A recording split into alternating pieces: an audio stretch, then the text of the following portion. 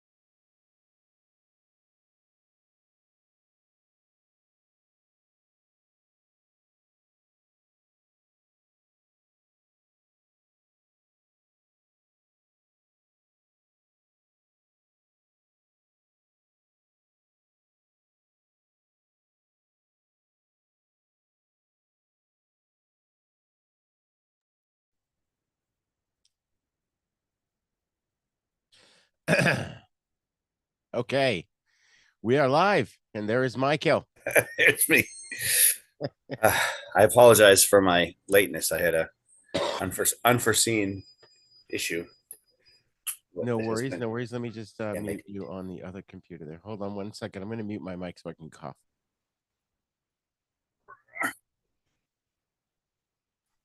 Okay, folks, thank you for joining us for episode 21 of Fright Lounge. Michael is here. I am here. Of course, I am Rigor. And Bill will be joining us probably in a half an hour. He's got some kind of personal stuff going on. So welcome, Michael. How have you been? Hey. Pretty good. Pretty good. As you can see, I'm in the what's that Cabin, area called? Shit. cabin in The the hold. woods. I'm in the hold Oh, of an old pirate ship. oh, I'm there you go. I'm I'm on the bottom. I'm amongst all the wood in the background. So, but Awesome, awesome. yeah, nothing major. I like your hair. It looks good. Oh, thank you. Thank you. Yeah, I just colored it earlier today. So I'm going a little darker just to see how that works out. I thought it was a little bit. Yeah, okay. It's Looks weird. good. Yeah. No, For that's those who cool. don't know, I'm actually normally a brunette and I haven't been in like 10 years. 10 years. Yeah. No, seriously. Yeah, it's been a long time. And then normally you're like a platinum blonde, but this is a little bit darker, like you said. Yeah, Yeah.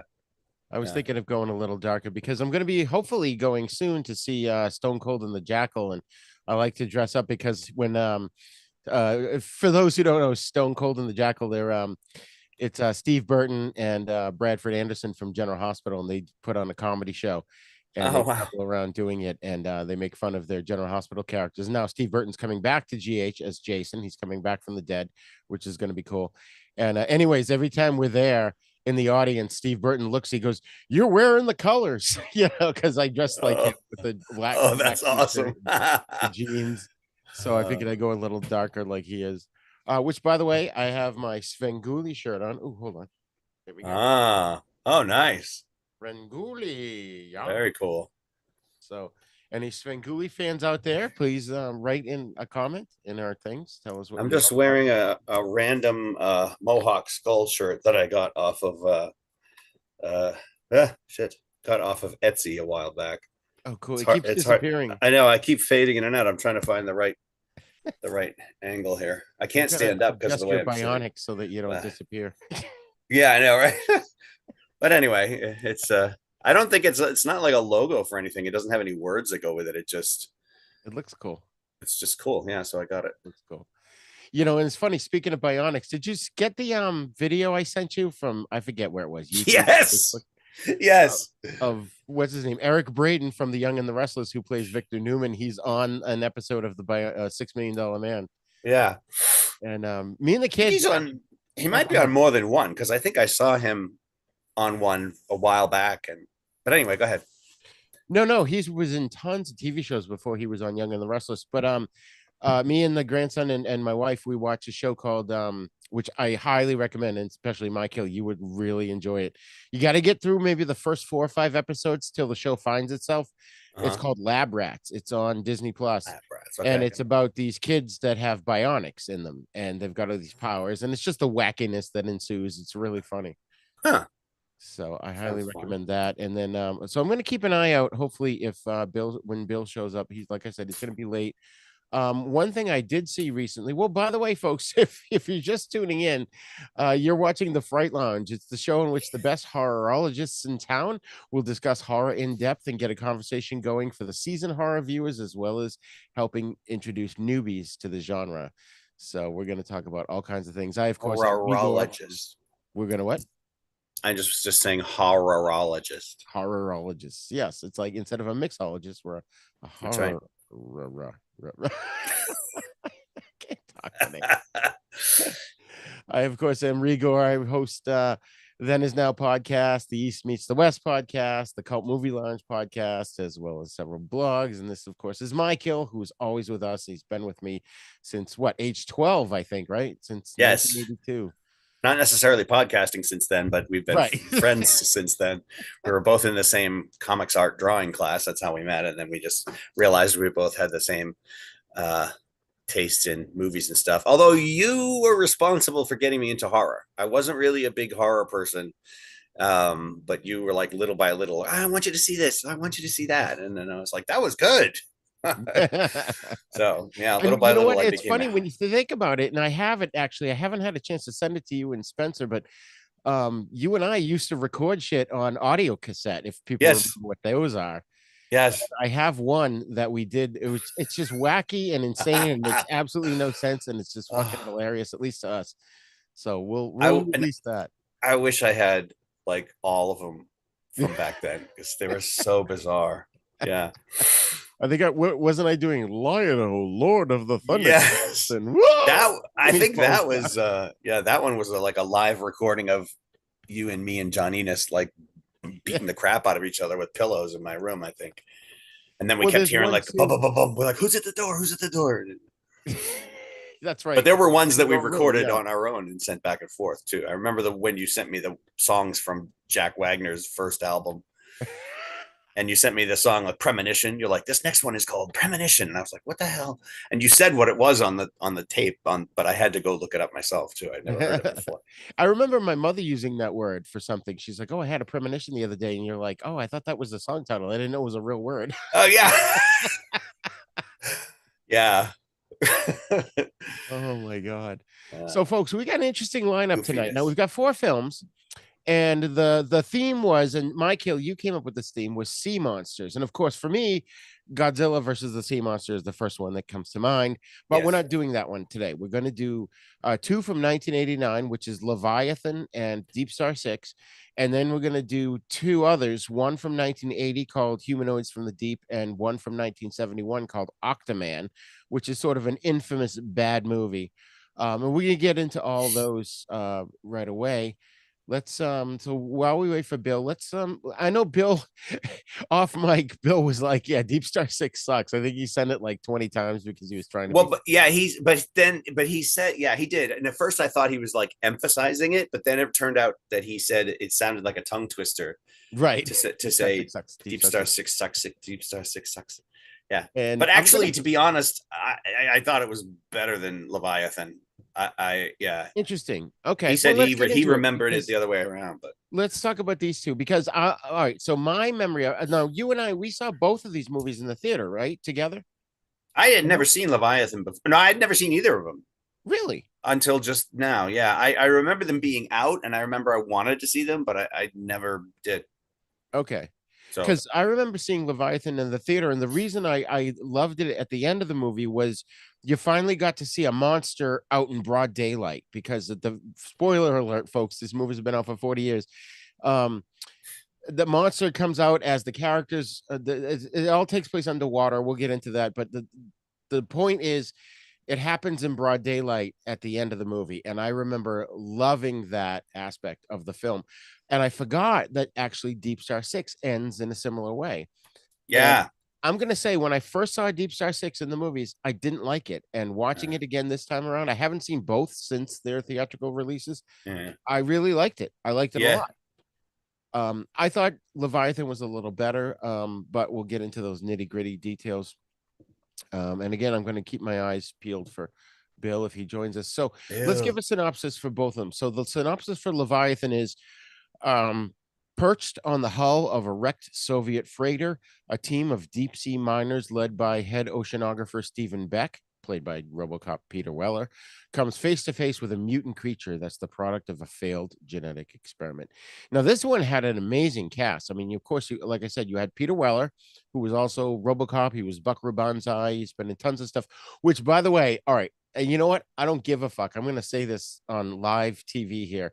Um, I reached out to his representatives to get him on Then Is Now podcast, and they were Uh-huh. like, "Oh, well, Dr. Weller doesn't do interviews like that anymore." And I was like, "Oh, excuse me, Dr. Dr. Weller." Weller. The Reverend Chancellor, Dr. Weller. Yeah. So Peter Weller, I mean, you know, ill will. If you hear this and you want to come on the show, you're more than welcome to. But it also had Richard Crenna, who everybody knows as Rambo's boss. He's Yes. been in tons of TV movies. Do 8 things to make a billy goat puke. Yeah. I think he was in like the Hillside Strangler shows. And what was that Mm. one? Oh, yeah. I love the title of this movie, Devil Dog, Hound of Hell. It's not the little chocolate things with the frosting in the middle. I always thought Devil Dogs were dry, so I never really They loved really were. I did Twinkies. Yeah. It's also got the beautiful British Amanda Pays, who you may remember from she was on the Flash TV show. She was the scientist that Oh had yeah, Barry yeah. Allen. I I've always seen her loved her. before, but I couldn't place where. Yeah. Yeah, yeah. I always had a crush on her. She played Elizabeth Willie Williams. Daniel Stern's in this. He plays Six Pack. Folks, you may recall him as the one of the wet bandits from Home Alone, from the Home Alone movies. Oh, that's right. Yeah. And he was in wasn't he was yeah, he was in what's the one with Billy Crystal and oh, Curly's Gold, but not the one, the first one. That Blazing Saddles. No, not Blazing Saddles, Billy I Crystal. mean, shit. But it was a comedy western kind of movie. Didn't take place in the Old West. It was Billy Crystal and Daniel Stern, and then they meet this guy, and it was oh my god, I've got it. I'm gonna pull out the phone and look it up real quick here. It was everyone knows this movie. It didn't. I'm drawing a blank. Oh my god, Billy. That folks, we're live, so just bear with us. Billy There's probably Crystal. some people shouting at the screen because they know the name of City it. Slickers. City Slickers, yeah. It just as soon as you said sit, it like popped into my head. Yes. From what year? Why is it not telling me the year? Oh, 1991. And the guy I was thinking of was, Jack Palance, of course. I've talked about him on The East Meets the West a few times. And Bruno Koibe. Bruno Koibe, he was always out Bruno Koibe. I love Bruno Kirby. He's so funny. And of course, this had, in fact, my grandson, who's 7, recognized him. Ernie Hudson plays Yes. Justin Jones, and he was, of course, Winston in the Ghostbusters. And he was in The Crow. And that's right, he was the cop in The Crow. I forgot about that. Are you supposed to be some kind of a ghost? And then another beautiful chick that's in this, but you only ever see her on a video screen, is Meg Foster, who plays Ms. Martin. She's the one with the stunning blue eyes. She's been in tons of stuff. Stunning blue eyes. She was the one that Peter Weller kept talking to. Like, and that was the cool thing about this. It was like Zoom before Zoom. But Wait, I have a. Oh, that one. That one. Yes. Yeah. The piercing blue video eyes. Conference with her. Yeah. And then he punches her in the face at the end. Yeah. Which I thought was great. It was very Die Hard, like. I was just going to say that. Yeah. Come up to you at the end. Oh, it was such a big thing. Blah, blah, blah. I supported you the whole time. How do you feel? Right. Did you get that? Oh, folks, by the way, and I'm going to turn this so I can see the camera. Before we even get further into this, I finally got this in the mail. Now, someone alerted me to the fact that there are a bunch of Godzilla X Kong figures available. And when I looked them up, they were going on sale on eBay for like $100 or more. So I managed to grab a bunch through Target, and I got my first one. This is Godzilla Evolved. And of course, the tail is not attached because, they have to fit it into the box. But this is my new Godzilla figure. So, not that anyone cares, but I care. So.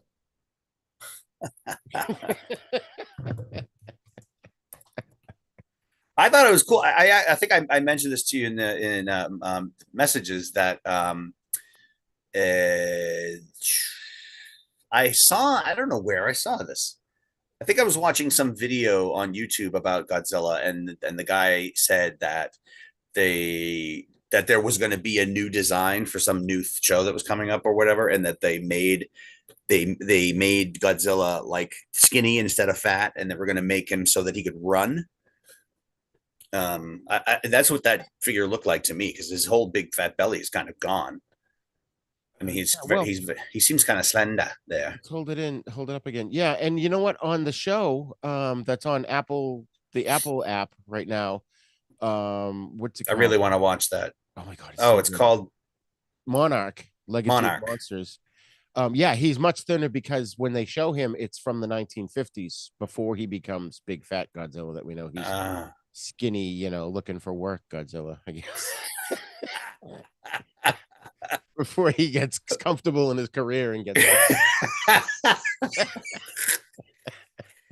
oh man, we're both a little punchy today, I think. Just an actor looking for work. So Leviathan was directed by Sean Cunningham, who, as everyone who loves horror knows, he directed, of course, Friday the 13th.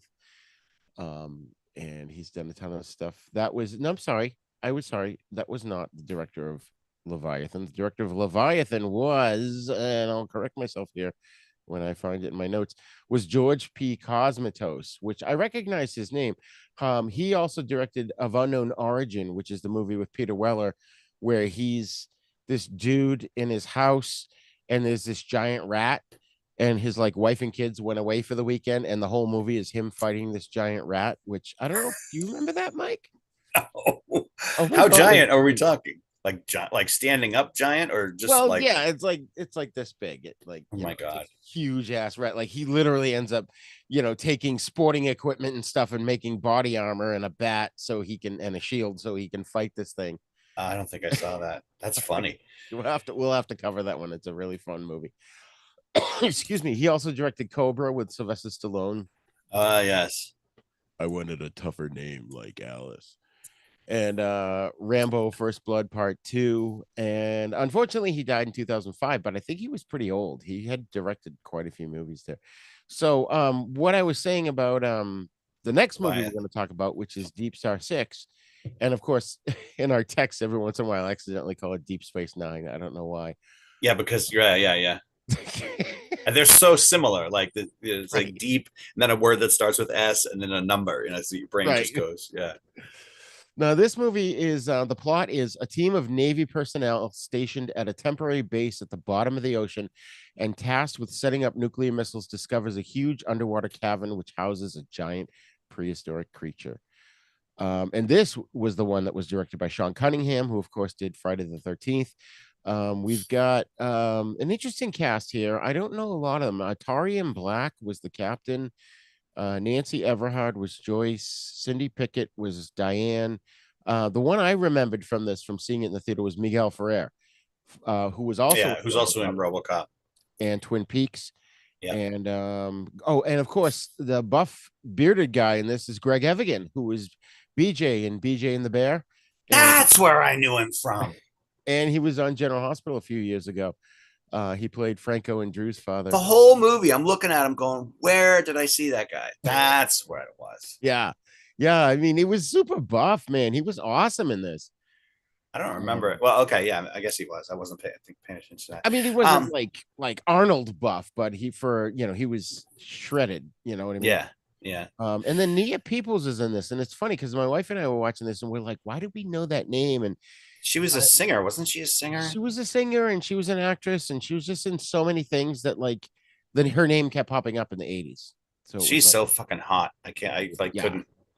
She's and she could sort of act like she yeah, wasn't just there because she was hot. She actually was pretty good. yeah, yeah. Um, and there was a character also there who's the woman who played Ferris Bueller's mother. I don't know the actress's name, but the one Oh, that tries to kill the beast with the electricity at the end. The right, right. actress, I think yeah, that's Cindy Pickett. We'll have to look that up. she I was like, I get same with her. I was like, where have I seen her? And then I was like, oh, she was Ferris Bueller's mother. So I've seen Ferris Bueller like a million times. You know, Gilbert Gottfried hated that movie Yeah, because it taught kids to skip school because it was a bad example. it's a movie. Get over it. Yeah, Cindy Pickett. That was her. Yeah. She played Dr. Diane Norris in this. Was she related to Wilson Pickett? I don't think so. I was half kidding. Oh, and there was another person This is back. her now. But sorry. Oh, it's pretty good. Yeah. Oh, Yeah, it's hard to see. But that in Leviathan also in Leviathan, the one of the cast members, the girl with like the frizzy blondish hair, she was the same actress that played Axel F's old friend in the first Beverly Hills Cop movie. Like oh. he goes to Beverly Hills and then he meets her and then she finds out that their friend got killed and she goes with him through the whole movie. Let I me don't look know. at I don't know the actress's name. I just remember thinking she was cute. Isle Backer. Yeah, Beverly Hills Cop. That's her. Um, it was her. Yeah, she's She cute. was she played Bridget Bowman in Leviathan. Everybody in Leviathan had a nickname. It Yeah, was like Bo and Jenny, or what was it that? Oh, six Bess pack and Becky. They called him Becky. The was it right. Becky? Stephen Beck. Yeah, they Beck, called him yeah, Becky. He Becky, hated yeah, that.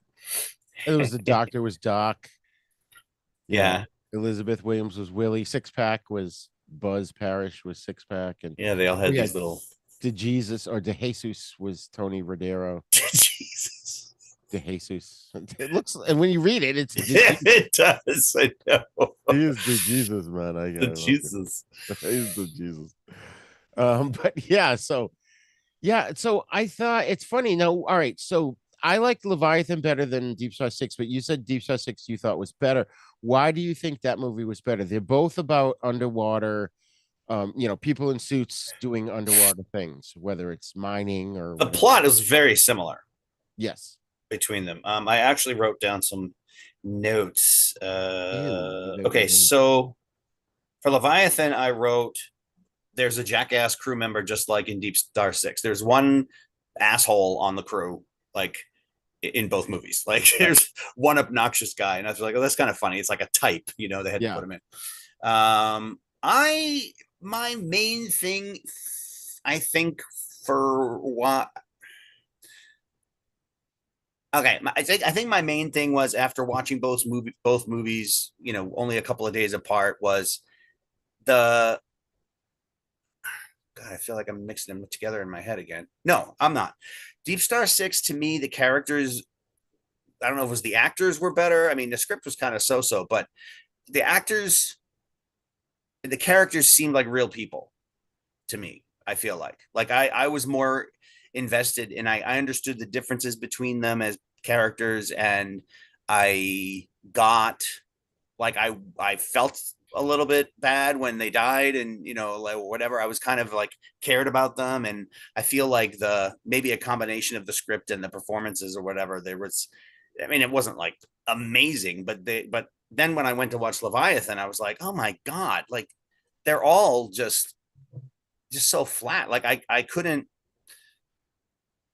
like, you remember when the Phantom Menace came out and everybody was saying that the characters in Phantom Menace were not like real characters. If you what was it that they said?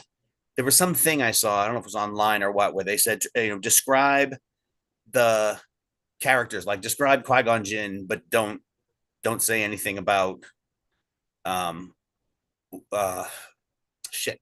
And it was like, just describe his personality. Don't describe what he looks like or Right. anything. Right. And people couldn't really do it. They couldn't come up because he's such a flat character, and all of them were I think in the early, the prequels. But like, if you go back to the original Star Wars and somebody says, what kind of person is Han Solo? Well, you can easily describe him. People were like, 4, 5, 6 sentences about what kind of person he was. And so anyway, I'm not explaining that clearly at all, but I felt like the acting in Leviathan, even though I love Peter Weller and I love, you're right about the cast. The cast was a great cast, but I just thought they were all phoning it in, or they were kind of half asleep, or maybe the pacing I didn't like in that movie. Um, Sorry, let me look at my thing.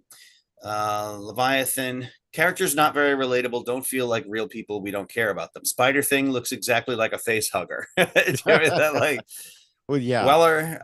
Weller and Doc didn't react appropriately to the merged body in the bed. Yeah, both movies, people just didn't react to like horrific monster stuff or deaths or anything the way a normal person would. It was like, okay, let's do the scene again. Yeah. Okay, we've seen heavily derivative of Alien and The Thing, of course. Yes. That's obvious. I wrote badly acted, paced, and edited. This movie sucks. For Leviathan. Yeah. And I wanted to see it for so many years because Peter Weller was in it, but I was just like, I thought it was just so cheesy and cliche, and like you could see everything coming a mile away. And that, yeah, you saw the monster in daylight at the end, but man, that's the only time we got to see him in the whole movie. Like, we never got to really see the one thing as one monster until the like 20 seconds before they kill him. Yeah. Yeah. That was my takeaway back in 1989 when I saw that in the theater, was Yeah. him like lighting the dynamite or something. I don't know. He's somehow floating above the water, and he's like, say, oh, motherfucker. Yeah. Tosses Right. it. And that was the one thing I remembered, and I loved it because it was sort of like you said, it did draw a lot from The Thing, like Kurt Russell. Yeah, fuck you too. He throws the dynamite. Yeah. It was like an 80s one liner, that you had Yeah. to have. It definitely I agree with you 100%. I have that in my notes too, that it borrowed a lot from Alien. Especially like when Hector Elizondo's character has the thing, bursting out of his chest. It was an interesting twist that Richard Crenna was a bad guy in it, because that was sort of like what's his name's character in Alien. Yeah, Bishop. Not Yeah, Bishop. no, Alien, not Aliens. Yeah. But he Alien. was still an android. Yeah. Right. Can't think of his name there. It Can't was think of his name either. oh my god. But there was a lot. Yeah, this movie, it's funny because as I was watching it this time around, I haven't seen either one of these films since 1989. And I just looked it up. Deep Star 6 came out in January of 89, and Leviathan came out in March. So it Mm. was one of those cases of Hollywood studios hearing that somebody's making an underwater movie, so we're gonna make an underwater Jump on movie. the bandwagon. Yeah, Yeah. just like Twister came out one year, and there was like, and what was it? There was a year where there were volcano movies that everybody Yeah. was copying, and so, anyways, Yeah. I one thing, but I did like about this, I thought the characterization in Leviathan was interesting. I liked that they all didn't get along. They were Mm. like Peter Weir's character is a geologist, and he's thrust into this position of being the leader of this underwater excursion. And he's like, I don't even want to fucking do this. And then they hate him, and they're like, you suck. You shouldn't be in charge. He's like, I know he shouldn't be in charge. Yeah. I Yeah. kind of like that aspect of the movie, but you're right. They were kind of phoning in their performances. It would have been nice if they were more invested. A lot of good actors, they'll go to the shittiest job and they'll be like, you know what, I'm giving it my 100% no matter what. And Yeah. Yeah. kind of didn't do that in this movie. But it might not be their fault. It might have been the shooting schedule or the act or the director or the length of the shoot or whatever. I mean, it might have just been because I really got the sense that even they didn't really know who the hell their characters were, like beyond the lines on the page. Right. Um, And I wonder if there were changes after Deep Star 6 came out in January. At the last minute, they were like, oh shit, we got to reshoot some of this and make it yeah. like that because that was a hit. Mm. Which Deep Star 6, I mean, the only thing I liked about that, again, from when I first saw it, the takeaway was, oh my God, Miguel Ferrer was in this. And it's got to be good. You know what I mean? And Yeah. Yeah. he Yeah. was like a whiny child throughout the whole movie. Yeah. He was. He was super He was like annoying. an asshole. And then when people confronted him, he was just like, I just want to go home. I've been down in the water so long. It was like he couldn't deal. I think he was kind of coming unraveled. Yeah. Yeah. Not unlike what happens to Michael Biehn in The Abyss, although for a different reason. His was because he didn't pressurize properly. Right. And his was But more serious. Like he had the PTSD kind of. yeah, He was just like, really snapped. Yeah. But I think with Miguel Ferrer, I think it's really that he was the one who was least able to handle the fact that they had been down there so long, and it just started to affect him. Like he was just losing it. And what's interesting about these two movies, talking about them today in 2024 now, I follow a lot of news, a lot of science news, and there's a lot of talk about how we're going back to the moon. We, in fact, just sent, I mean, what's today's date? I don't even know what today's like the 21st of January, 2024.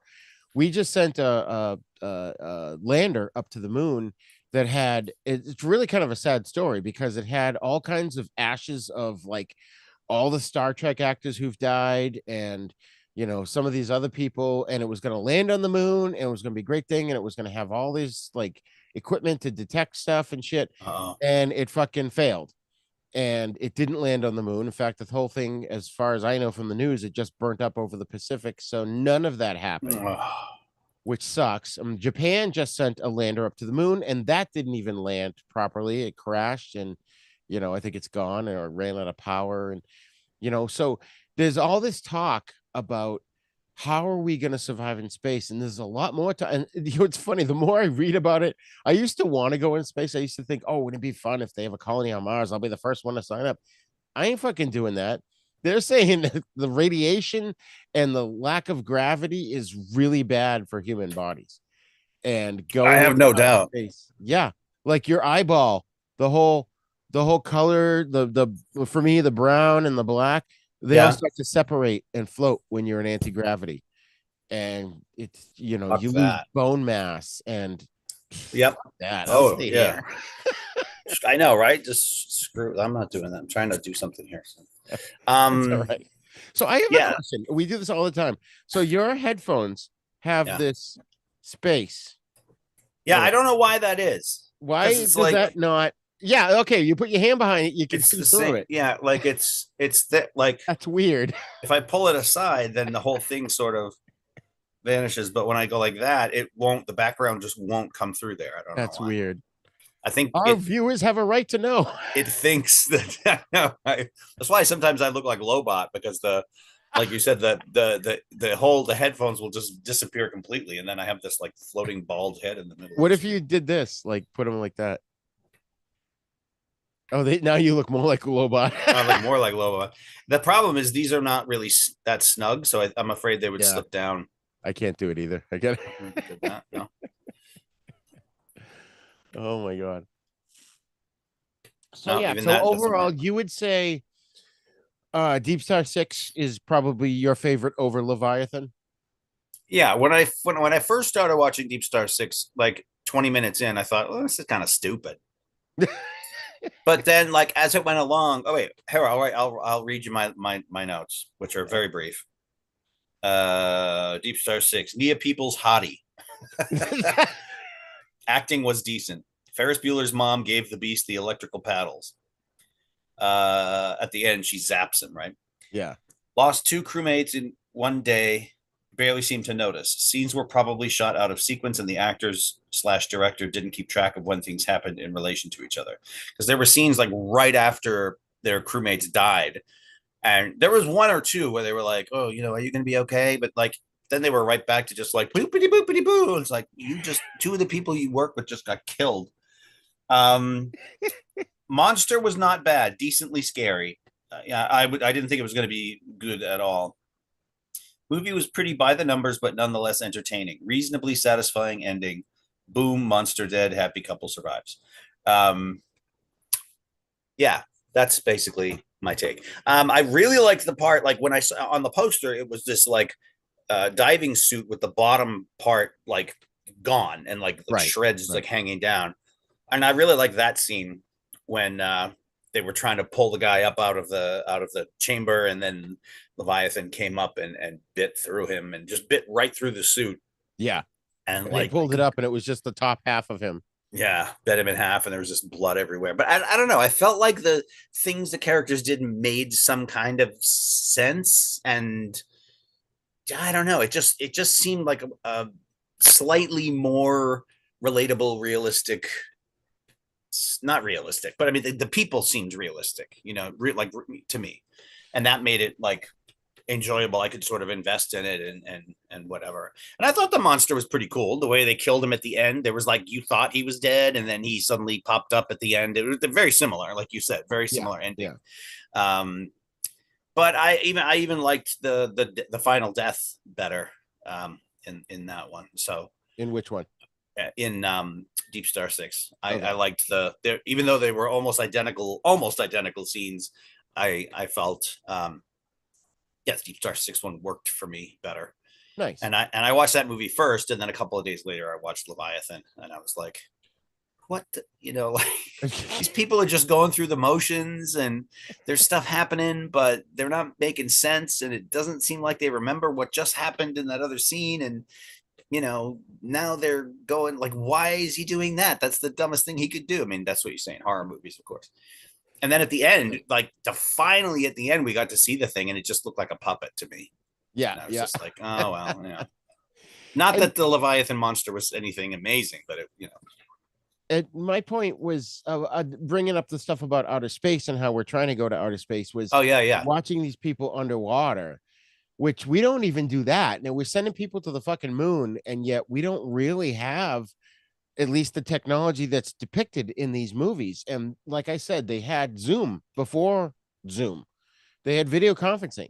yeah, That I think ever since television began, somebody thought, "Oh my God, if we could communicate through the television, wouldn't that be great?" And yeah, it's now how many years later, and now we're really like we're doing it right now. We're yeah, using Zoom, we're video conferencing to make this show happen. yeah. Well, they did Um, that kind of on Star Trek too, right? They would yep. call up the screen and talk to each other. What was And that movie that where was it Spaceballs or something where William Shatner was talking? Uh, it looked like he was on a screen, and then it turned out he got angry. Then he like opened the door like he was just talking through a window. no, that was William Shatner in Airplane too. Oh, Airplane too. Okay, It looked like couldn't he remember was what on a the screen, and yeah. it was a Why door. didn't anybody tell me about these things? But he just opens the door and comes through. That was really clever. That That was was clever. funny. Yeah. which is ironic because after I watched one of these movies today, I got up and walked away, and the next movie that ended up playing on the app was Airplane. And Oh Charlene's wow, like, "What the hell am I watching now?" poor woman. Torturing her with all these sea monster movies. I But gotta say, as much as I kind of idolized Peter Weller because he was RoboCop, and I think as RoboCop he was great.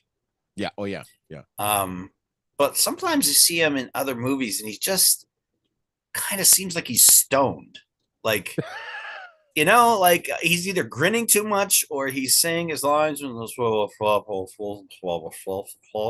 like like there's no emoting, there's no intonation. right, It's right, like somebody just, he's like reading the teleprompter or something. Like I'm sure he's a good actor. I've seen him do things that are pretty good, but yeah. sometimes he just seems like he's like they got like a wax figurine of Peter Weller and they're just like like I mean, I shouldn't. I don't mean to like put him down. It's just it's my own. Well, no, he is very stoic in his performances, and even in this, Yeah, he's like, "Yeah, and then we're gonna do this," and then the thing fell down to the bottom of the ocean, and now we're gonna save yeah. these people, and And even like, when he's like let's supposed to go be back to being a panicking, geologist for fucking out loud. yeah, he's supposed to be he's supposed to be panicking or he's supposed to be feeling like in that romantic conversation with her, and it's all the same. It's like a flat line. It's like, dude. But maybe he was going for this like ultra natural underplayed approach or something. But Well, and that was a big, and not to go off on too far on a tangent. One of my biggest criticisms. Do you remember the Oh my God, what was the all right, Clive Barker, who created Hellraiser. He had a movie and it was with Scott Bakula. Oh my God, now I gotta look it up because I can't recall. Hold on. All right, folks, bear with me. Scott Bakula, Clive Barker movie. Hold on. I wonder if Scott Bakula got picked on a lot because his name sounded like Dracula. Oh, Bakula. I Oh, always think about that with Timothy Oliphant too, like where the kids like elephant. elephant jokes. Oliphant, All right, so Scott Bakula, of course, from Quantum Leap. He was also in if I can find it here, I'll lift my He phone was up. in Star Trek something something Star Trek Enterprise. I can Enterprise. remember that, but I can't remember the goddamn movie I want to talk about. The hell's the matter with you? It's Um, almost like your brain is too full of pop culture knowledge. no kidding. He was in American Beauty. Oh yeah, he was like the Scott neighbor. Beck. Oh yeah. He was Um, Murphy Brown, Lord of Illusions. That was the movie, and it Ah. was basically like a Cthulhu kind of story. Mhm. And my biggest criticism, and there's a reason I brought this up, was I remembered Scott Bakula from Quantum Leap, and his emotional range was huge. Like he could do anything, he could be Yeah. anything, be anybody on screen. Yeah. Yeah. And he's in this movie, and he's given no emotional range whatsoever. And he was just like you said, he was flatlined through the whole film. And that was always my biggest criticism of that movie. He's Yeah. supposed to be this detective uncovering these Call of Cthulhu kind of, H.P. Lovecraft kind of things. Yeah. Nothing. He was just Nothing. yeah. It's like in love. Yeah, exactly. And I don't understand that. Like, I know there are some actors because I remember when X Files was on, and I always wondered what the hell David Duchovny was doing as Mulder because it was the same thing. There were so many times where he's just repeating his lines, and Yeah. there's no pitch change in his voice or anything. He's just like, so Scully, blah, blah, blah, blah, blah. Like flat the whole. And then I started hearing about this like underplaying thing, like, oh, you underplay your emotions and you underplay. You don't need to make big facial expressions and vocal changes because the camera is and the microphone is right there, so you can be more subtle. And I'm like, oh, Jesus Christ, how subtle are these people in real life? I mean, for fuck. Half the stuff I watch on TV these days, the people are whispering all the time. Who the fuck do you know that goes around whispering all goddamn day long? And then as an explosion happens or the music comes up, and then you got to hurry up and turn the TV down, and then you can't hear them when they the next scene. You got to turn it back up. Like, Jesus Christ, who the hell walks around whispering all the time? I don't know anybody who does that. Oh my God. Maurice Benard, who plays Sonny Corinthos in General Hospital, used to get yelled at for whispering because he would always be like, and then I'm gonna take you out. I'm gonna take your family out and blah blah blah. And they're like, can you talk louder? And he's like, no, this is how I talk. I mean, you don't have to like be a performer like I am on stage. Right. Arc, Yeah, you don't what have goes to there? project to the back row because you're not Right. on stage. But for fuck's sake, you're an actor. Do something. show an emotion, for God's sake. I know, right? It's like, and for me, it's like even before the age of CGI, where they're not even in the room with the thing, they're not seeing anything except a dot, to react to. Even before that, like in some of these movies, when there's something there, like going back to Leviathan, there's the guy six pack who gets all fucked up by the monster, and then he's he's under the sheet in the room and he's starting to like change, and then the woman that he slept with goes in to see if he's okay, and she's also like bah. And then they somehow she falls on him and they sort of merge together, Right. and like Doc and Peter Weller have never seen that before. They know he's in there, but they didn't know she was in there. And so they go into the room and they look, and there's this like pile of human organic blah that's like a meshing of the two people plus all kinds of inhuman, appendages and stuff. And they just go, oh, well, that's fucked up. What do you think we should do about that? Yeah, I don't know. Maybe there's a problem. I'm like, what the Christ? Like, whoa. Nobody reacts anymore. Like, I mean, you don't have to jump up and scream, but at least, At least react say, as what if the you fuck are we looking at right now? yeah. You know? Like, act like you didn't know that was going to be there. And also, you've never seen this kind of thing in your life. In your life, you've never even imagined anything like this. So at least react, I think I saw this a few years ago in a movie called The Thing, where they were like merging people or something. I think we should call Kurt Russell and see if we can get down here. My kid used to watch a show called TJ Laser, and he always The did laser guy does this every time he he takes down bad guys. So even in that scene, I hate to say it, but even in that scene, like Nancy Allen is acting circles around him in that short dialogue, right. Like she's got this look on her face, like, yeah, right. Yeah. It's just like, and then he smiles. He's actually better when he has the helmet on. As RoboCop. RoboCop. Yeah. He's more emotion comes out of him when his face is covered. But I mean, really, they're like his mouth movements and his body language and everything was much more expressive. Granted, he only had like 10 minutes on screen as Murphy before even when he goes into the precinct, he's like, hi. Yeah. Yep. And then like, anyway, Dr. No Weller, disrespect. Thank you for phoning in these performances. I do. I like him. I just find it funny that, yeah.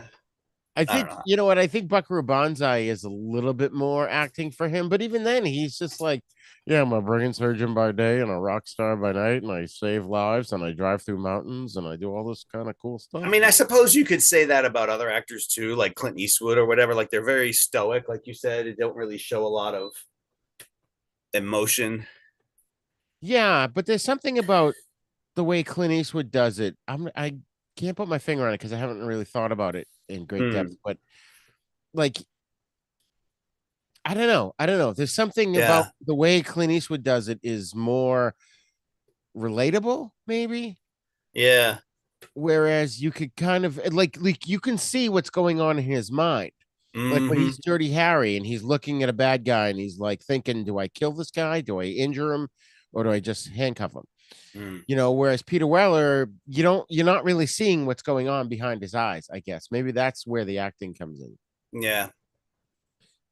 I mean, we could be, reading too much into this, but I mean, either way, would you agree Leviathan and or Deep Star Six? Deep Space? Deep Star Six. Yes, you got it. You got it. They're just fun monster movies. If you want to pot boiler on a weekend, they're good to watch. In general, yeah, they're just if you don't want to have to think too much, they're good. Yeah. I shouldn't say that about Leviathan. I would never watch Leviathan again unless you paid me a lot of money. I really hated it. Like Oh my when god. by the time it was over, because I had wanted to see it for so long, and like the letdown was so huge. It's like this movie blows. And I thought Deep Star Six was until I watched Leviathan, and I was like, Jesus, Deep Star Six was like, Lawrence of Arabia compared to this thing. That's hilarious. I love Amanda Pays. I think she's just so beautiful. Like I love I'll Nia watch anything Peoples. she's in. Oh my god, the scene with Nia Peoples taking a shower. I was like, oh my god.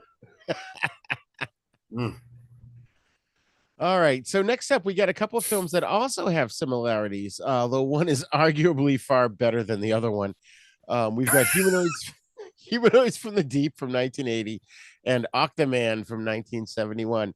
And the thing they both have in common is besides having it be someone in a rubber monster suit, or at least multiple people in Humanoid's case, they also both have an Indian character or Native Americans, if we're going to be politically correct, which we're not. And so I obviously one of these movies is better than the other. So let's talk about Humanoids from the Deep first. I'll give Is you there the any? synopsis.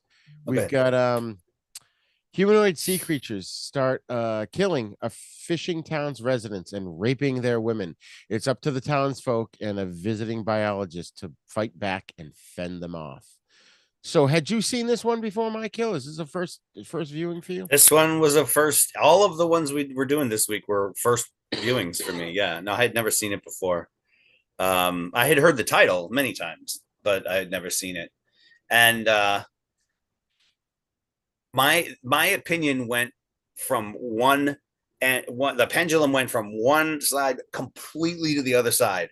When the movie started, I was like, this is so awful. Like the people can't act, the lines are terrible. This is kind of, before I watched Leviathan.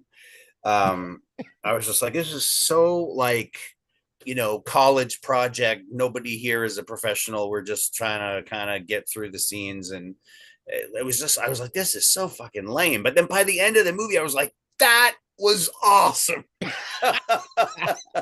Because I finally accepted that, okay, the story part is going to be dumb, but the scenes of the monsters like killing people and smashing through walls and doors and windows and just that by the end I was like, that was such a fun movie. I would definitely see that again. Hey man.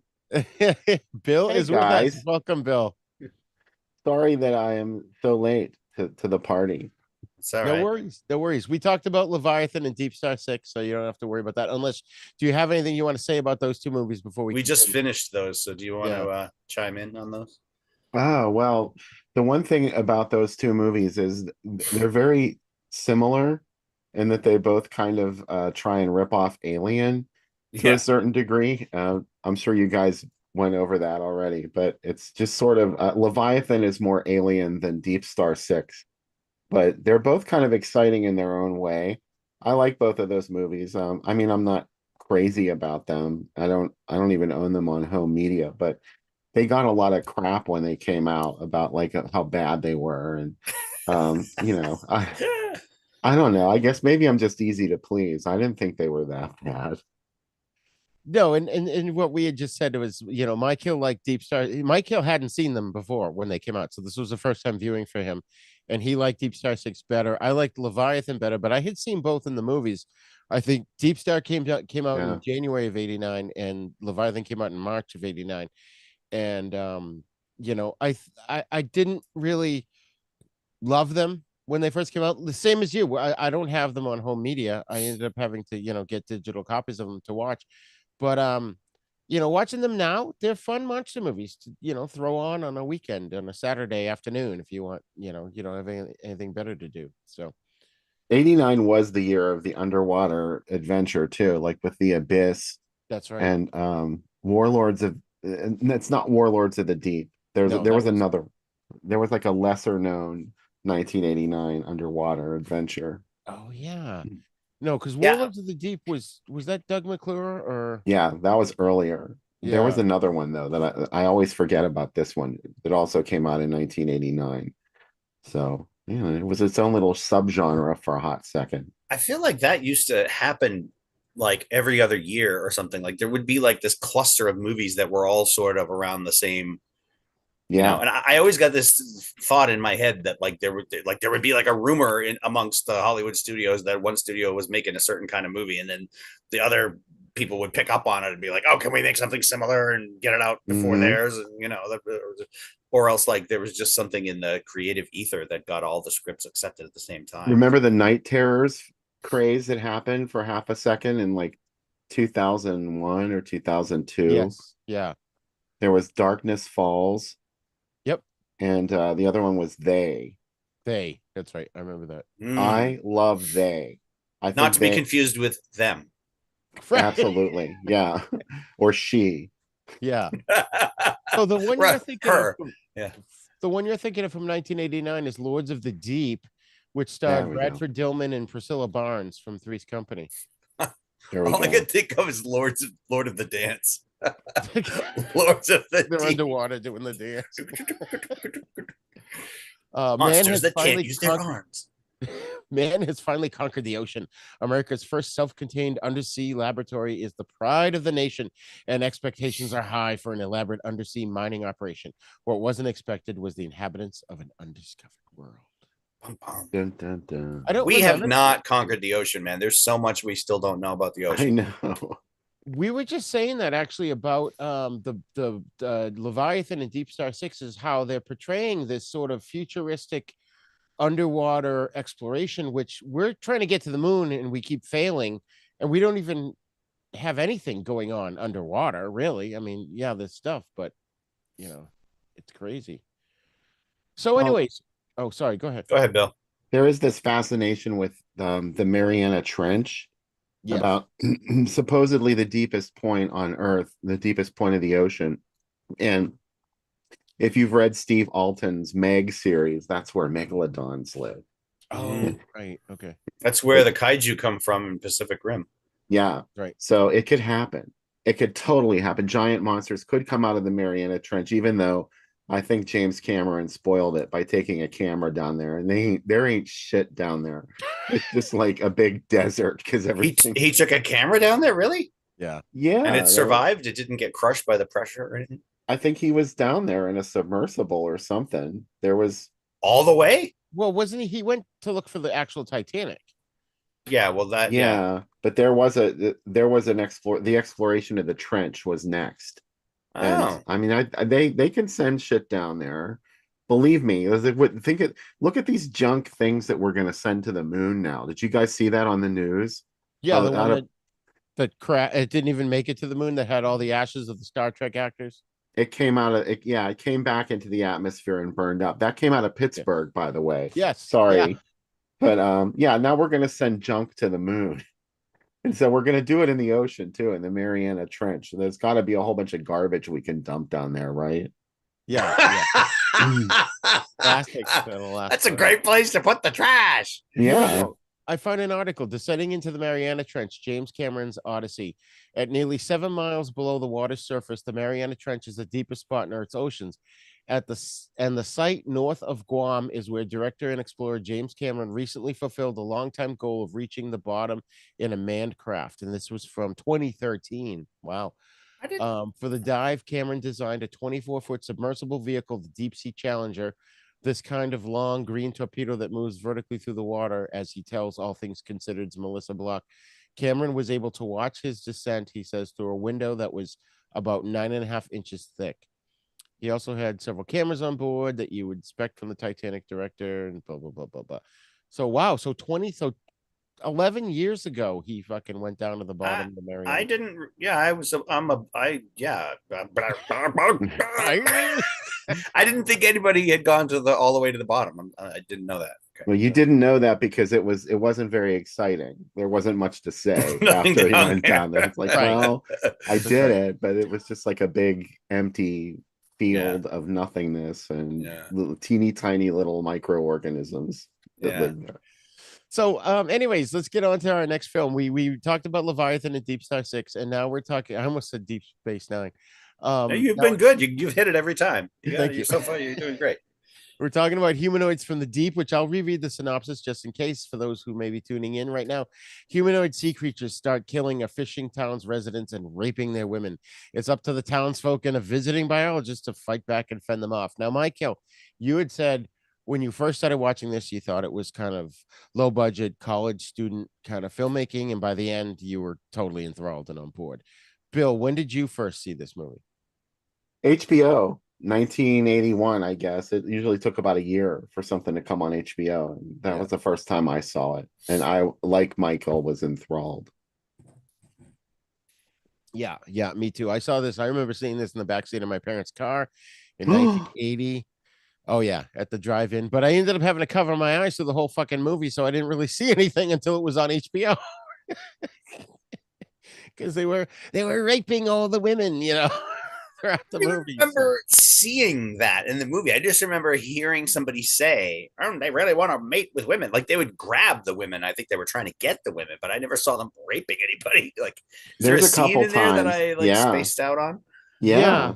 No. There's at least one. I think there's two. Oh, I can think of. Okay, I remember one now. Yeah, it's heavily implied. They don't show it, but it's heavily implied. There's one where the monster's on top of the chick, and he's that's the one I remember. Yeah, or whatever. Thrusting. I remember thrusting from the monster. So yeah, it was at least that one scene. It's the couple that it kills the guy, and then it drags her into the shallow. She's the one that gives birth at the end. That's to the creature. Yeah, that's right. That's right.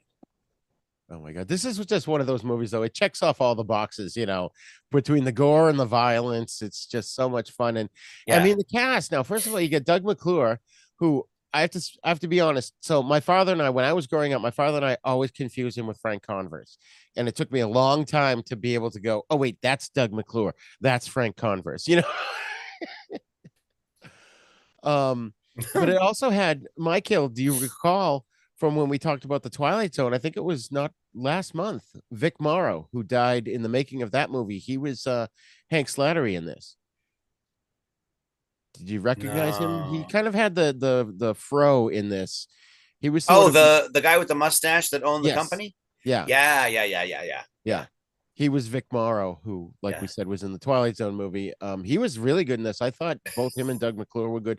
Ann Turkel, Bill, why does she strike a bell with me? She sounds like the chick that was in the Incredible Hulk TV show, Marriott Hartley, but it's not her. What else has she been? Oh, yeah, the woman who played the scientist? Yeah. I know I've seen her somewhere, but I don't know where. In here. And I was too lazy to Google her. Oh, and the police are coming for us. Oh, they finally caught up to you. Yeah. No, I think it's me. Oh, you. I think it's my background is sirens. Well, Ann Turkel, she was in a bunch of stuff. She did a lot of TV, so you might recognize her from TV. She was never a lead character on a TV show, I don't think. But she, did a lot of work in TV in the 80s. Knight Rider, Matt Houston, The Love Boat, Fantasy Island, The Fall Knight Guy. Rider. She was one of the mechanics, wasn't she? No, that wasn't her. She played 3 different characters in 3 different episodes. Oh. So, but she was probably like a sexy guest. Yeah. Yeah. Back when you could do that and not have people complain or notice. Yeah. You watch The Incredible Hulk now and it's like, wasn't that guy in the episode? Yeah. Wasn't God, she was on Love Boat, Fantasy Island, but I think everybody was back then. She was on Matt Houston. Yeah. But she played Modesty Blaze in the 1982 Modesty Blaze movie. So she did. She's the only one in Creatures. What is it? Humanoids from the Deep. She was the only one who could even remotely act and seemed realistic at all. Okay, maybe that's not fair. There were a couple of others who were not too bad, but she was the only one who struck me as an actual character was her. While other people were just like, "Where do I stand? What's my line?" Ironically, she was in the RoboCop TV show too for one episode. No kidding. Yeah. So yeah, she's one of those faces and voices that sounds familiar. Like I said, to me, she sounded like Marriott Hartley, and I had to look it up afterwards. And everybody in this movie, like the dialogue was so like sexist. Like they were all like looking at her because she was tall, and then the one guy said, she's quite a good little scientist over here. And I'm like, what do you mean, little scientist? Like, why is she little? Who knew she'd be good at doing this? Yeah. Right. What do you know? They're letting women be scientists now. Yeah. It was Gotta funny. love 1980. And she just kind of like went with it. Like she just kind of like ignored it. Now And they didn't even let her speak at the beginning. The guy got up to the microphone, introduced her, and didn't even let her talk. right. Oh my god. And so yeah, I thought this movie had, like, for a low budget film, it had great special effects. I thought the creatures were totally believable. Yeah.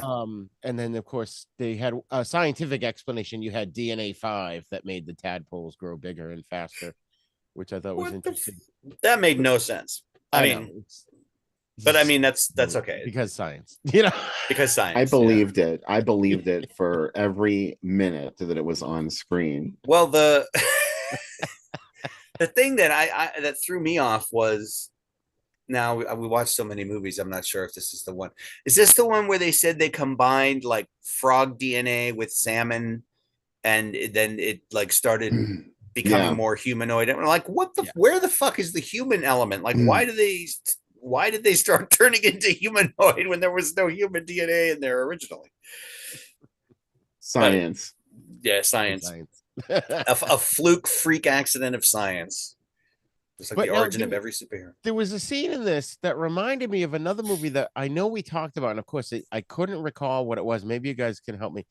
Where they got this band playing, and it's very Lawrence Welk. They're wearing these very old school, like 1920s kind of outfits, and they're playing something, and some guy is like, "Can you speed up the pace a little bit and play something more upbeat?" But didn't we see that happen in another movie like a month or two ago? Am I the only one that recalls that? The only thing I can think of is Titanic, where the guy comes to the little quartet or whatever on the deck, and they're like playing some melancholy thing, and he's like, "Could you play something a little less, sad?" And no, but it was in a movie that the three of us talked about recently. Oh, I don't remember. By the way, Dantes Alexander couldn't make it tonight. He's just got stuff going on. But anyways, I don't know. There was a scene. It just reminded me. I'm like, oh my god, we saw this before. So apparently, that's a common theme in movies from the late 70s and early 80s, where you've got this kind of old timey band playing music, and then you got the modern person going, "Can you speed it up a little bit? Because we got disco now. We need to shake our funky stuff or whatever." Yeah, and it's really funny in this movie because it's like you can tell they told all the extras, like, okay, when the music changes, your mood changes, and then now you're gonna dance. So it's like instantaneous. Like it's not like people notice the music changing and they start, oh, look, get into it. It's like bam, like people are just like do. Like all of a sudden they're like in it, The guy's like, that's more like it. This is a festival. Wow, like.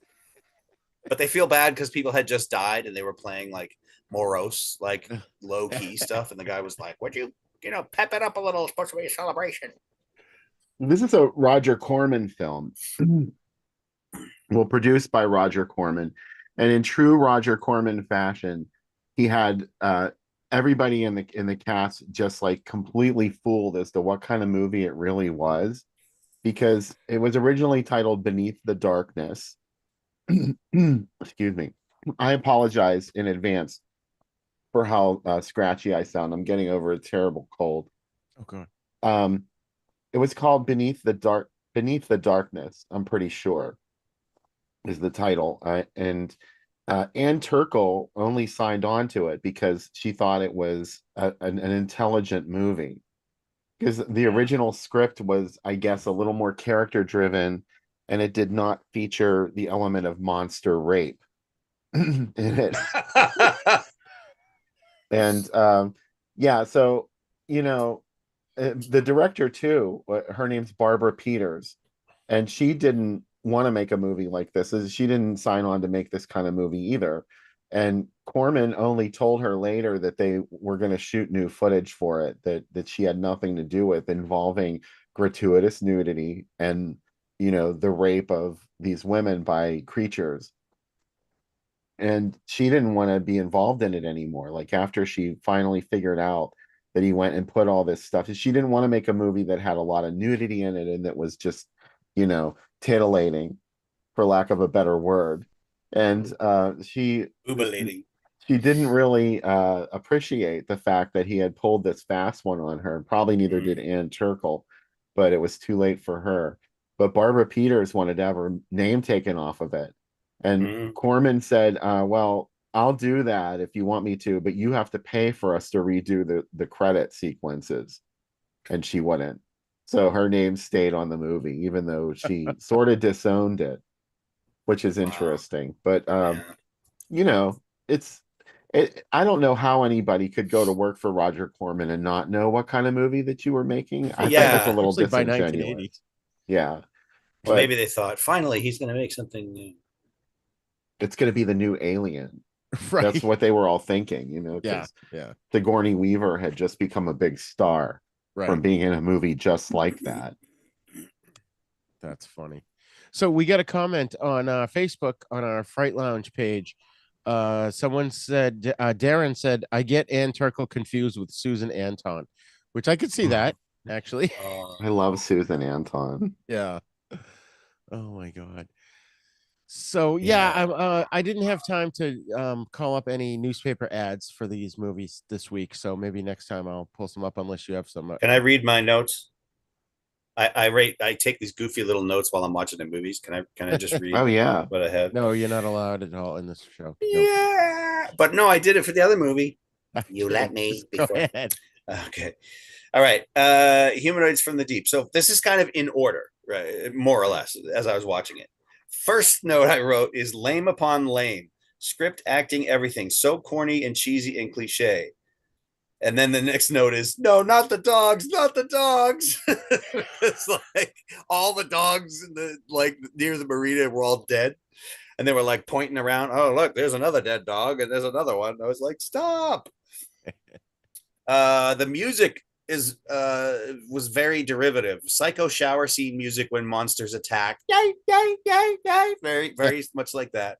Suspense music, a cross between Jason's and Carpenter's The Thing deep keyboards. So it was like dun, dun, dun. Yeah. It was like no, it was like ding, ding, ding, ding, ding, ding. Like it was so obviously trying to do that, which is fine. It's suspense music. And then there was this scene near the beginning where like everybody realized there was something going on and all the fishermen were coming and getting out. And it was very much like the music in Jaws when the same thing is happening. All the fishermen are getting together and like going out into the water to like go do their hunting or whatever. And Yeah, it was that it's like lighthearted New Englandy kind of sound. yeah, they like the flute and all that stuff. Yeah. This is a James Horner score, by the way. It was James Horner that wrote Right. that. Right. Wow, it was actually good. I mean, like, I think he probably knew he was pulling from other things, but it doesn't, like you said, he knew he was working with Roger Corman. So he was Right. like, I'll make it sound like appropriate music, but he's not going to kill himself to write super original new things. Good gore. Monsters looked like Creature from the Black Lagoon on steroids. Monster design good. Long arms, fishy face, sharp teeth, claws, spines, tails. Only problem is the squishy brain heads. That's one of the things I wrote. I really like the design of them. The more the movie went on, the more I was like, these things are awesome. Like they have spikes down their body, these tails, they've got these claws, they get these awesome teeth. They're like ripping the hell out of The arms are crazy too, like how long the arms are. Yeah. And it depends on the scene. Yeah. Rob Bottin made those monsters, by the way. The classic makeup effects artist. And Chris Wallace was on his team too. So both of them went on to like, much bigger and better things. Rob Bottin did The Thing, I think maybe like right after, or The Howling. Oh, I always get it mixed up about who did what movie. Well, Howling was 81. Yeah. I think you're right. I think it was, yeah. And I think Chris Wallace played one of the creatures in it too. I'm pretty sure I saw his name in the credits. Oh yeah, I'm sure. They always Steve Johnson was the other guy who worked on the makeup effects, and Barbara Peters liked the way he died. So every time there was a humanoid that died, it was always him in the suit. She only wanted him to do it. He dies very well. He gives good death. Oh my God. All right, I need to take a quick break, but why don't you guys continue talking about this, and then we'll lead into our final film of the evening, which is Octoman. Okay. But just to talk a little bit more about this, and I'll be right back. Okay. Didn't you have more notes, Michael? Yeah, I did. I do have a few more. So I really like the design. Why do you think they had the squishy brain heads? It seemed like the rest of their bodies were armored, and then they had like armored, but with like like an alligator, and then they had these squishy brain heads, and then it looked like a brain sticking out of the top of the head, and then Well, all you they had to were do was part shoot them. fish. They were part fish, and maybe it was supposed to be sort of like an air bladder brain type thing. Because there's certain fish that have like a vibrating gill or something. Oh, okay. I'm riffing here. I really don't know. That's all right. Any explanation would satisfy me right now. One of my notes I wrote down was fucking local DJ can't even pronounce salmon because they were at the fisherman's festival, and there Yeah. was a guy in the booth like, and he kept saying salmon, salmon, salmon, and I was like, dude, it's salmon. Like nobody says salmon. And he like it was supposed to be somebody who lived there, so I thought, well, that's stupid. And it's so funny, like things just started coming apart at that festival, and people just stood there and watched the chaos and screamed, and it was like, run. Oh, there were so many screams. uh, I like don't know the why. girl that Yeah, I was in don't the know why they booth with didn't the just guy. get the hell out of there. Remember the girl on roller skates? Yes. She had an advantage and she completely wasted it. Right, exactly. I don't know She what could it have was like. They had a death wish or something. she could have outskated any of those humanoids, but no, For she sure. just she panicked and they got her. Main scientist woman is the only one who can act. I wrote, must have had a top-notch pyrotechnics team for this movie. Wow, lots of fire, lots of explosions, lots of I don't know, it was cool. I liked that. By the end of the movie, I was like really getting into like all of the smashing and the ripping and the exploding, and it just started to really entertain me a lot. My favorite moment, I think, must have been when they started smashing up through the dock, at the or the boardwalk or whatever it was, when they were all at that festival, and they pulled one of the bodies off, and people were looking at it, and then all of a sudden came right up through the underneath them, and I was like, oh, that's awesome. I just love that. And that's what I was really like, this is such a great movie because they don't hold back at all. Like they just do like all kinds of like smashing and blowing up. And there was a scene earlier where these guys were out at this fishing cabin, and somebody threw a Molotov cocktail and like blew up the little cabin. And this one guy there was a little thin dock that stuck out onto the water, and he came out with a gun and he was trying to shoot into the water, I think, at the beast. And Yeah. he fell in, and the thing was trying to get him, and his gun was on the dock, and I thought, oh, you got to get the gun, you got to shoot it. And then he got the gun, but he got it in two hands, and the thing was still kind of grabbing him from behind. And I thought, oh, he's not in a good position to shoot. There's no, what's he gonna do? Even though he has the gun, he just turned around and started bashing the thing in the head with it. And I was like, all right, man, that's great. That's I like think he still died though, didn't he? he did get killed. Yeah, Mhm. he came really, really close. Wait, did he? Yeah, I think he I'm did. He pretty did. sure he died He did. because it just beat the hell out of him. The But guy he put pulled up a his good fight. body up onto the dock, but he was dead. Yeah. Yeah. Cindy Weintraub is in this movie too. She's in The Prowler. If either of you are a fan of that Oh slasher yeah, movie, yeah, The Prowler. yeah. She's, the mother of the Good Carol. baby who they don't get her, but they almost get her. And I think she had like she had a shower scene in the movie too, like a nude scene. And she didn't want to do it. So there was a body double, and Uh, he thought that it was great that the body double had a better body than she did. yeah, I think I need to go back and watch this again Well, and that's because what I was going to say. My final thoughts for Humanoids from the Deep, which, by the way, when you watched it, did it come up? Did it say monster? And then yes, Yeah. underneath in tiny print, it was Humanoids from the Deep. yeah. With Bill, were there multiple titles for this movie? Well, Monster was the main alternate title. I don't know that of it being exhibited theatrically under any other title, although I'm not counting foreign translations, which were pretty weird. I think the Taiwanese translation was Rabbit Fish Monster or something like that. So, but Monster was a strange it was marketed as that overseas. Like I think it played Australia as Monster, maybe the UK, but it also played in America as Monster also. So I'm not sure what the idea was with changing the title like that. And there was confusion with another movie that was called Monstroid, Oh yes, yeah. which was ironically released on VHS as Monster, furthering the confusion, muddying the sea waters, as it were. Bum, Um, bum. Monstroid is a lake monster movie, Yeah. which, you know, it's a close second to what we're actually talking about tonight. I have so many favorite lake monster movies. Bog. Yeah. Bog is another huge favorite of mine. You should do And lake movies another time. the Loch Ness Horror is a great one. But Oh, wow. or the Crater Lake Monster, Yes. Yep. that's amazing. Yeah. Wow. But Slithers. Monstroid is a piece of crap. And you know, I love low budget movies. Yes. Monstroid is just like a total piece of crap. John Carradine's in it. That's how bad it is. Right.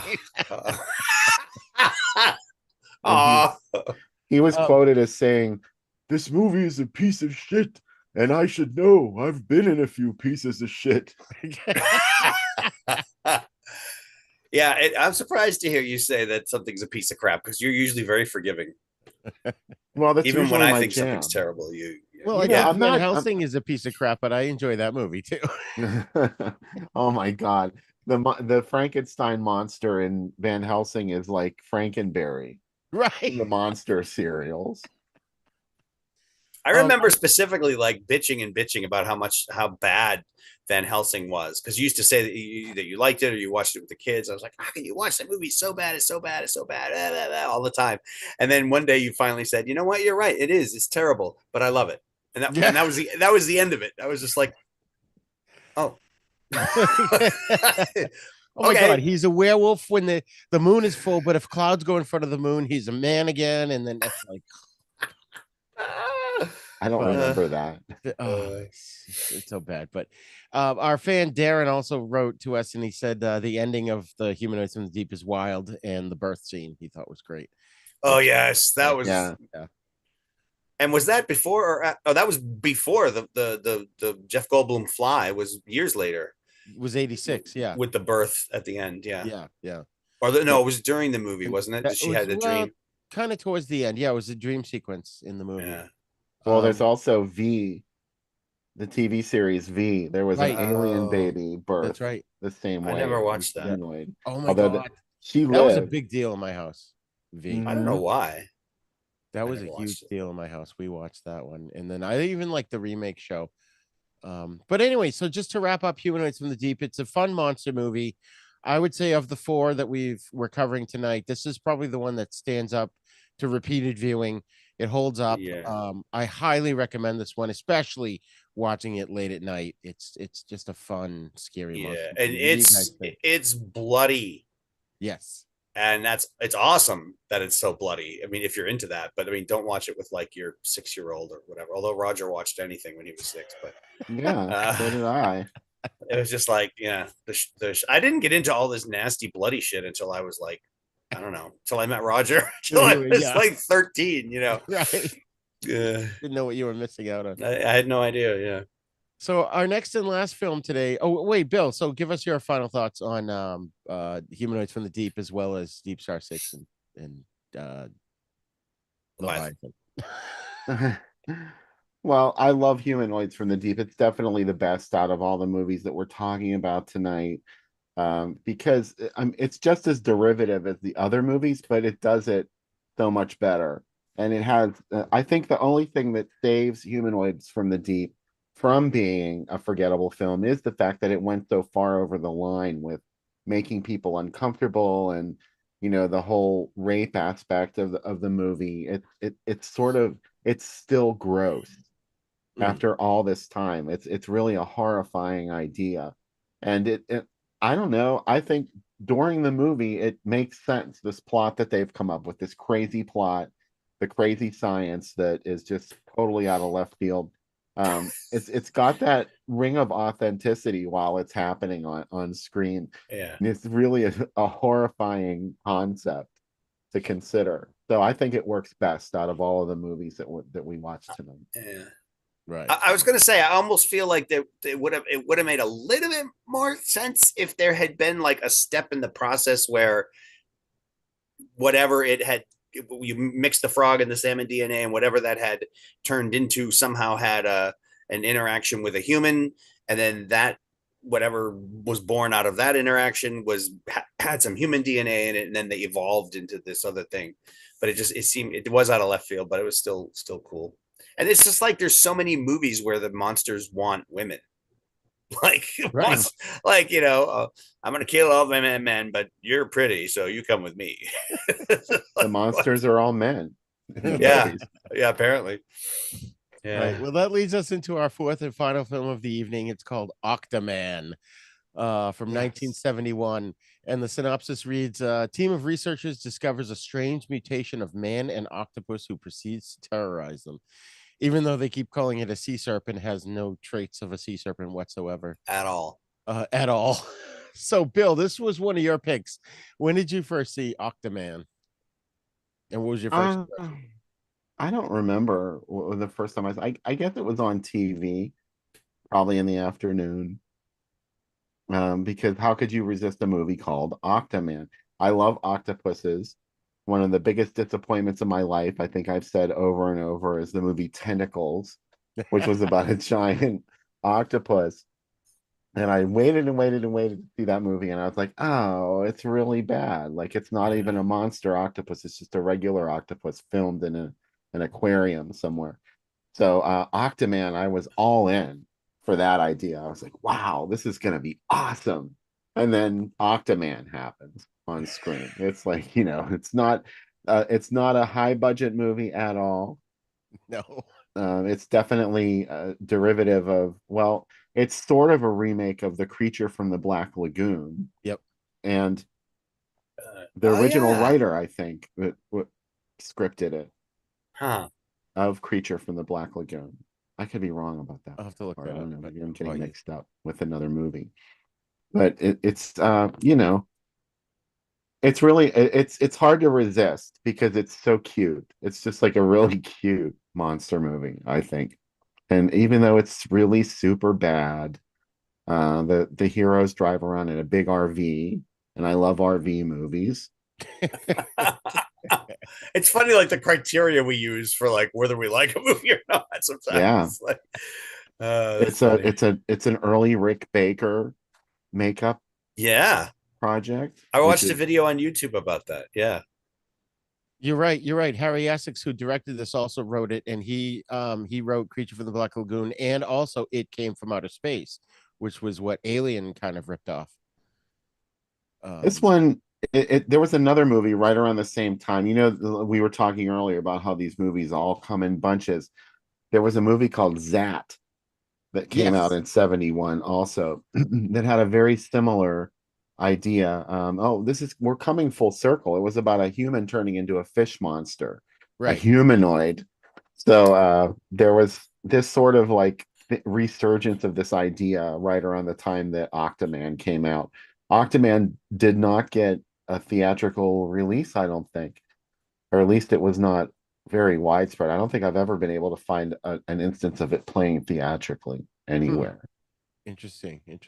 Yeah, Zat, it's ZAAT, came out also in 71, about a mad scientist who transforms himself into an aquatic killer.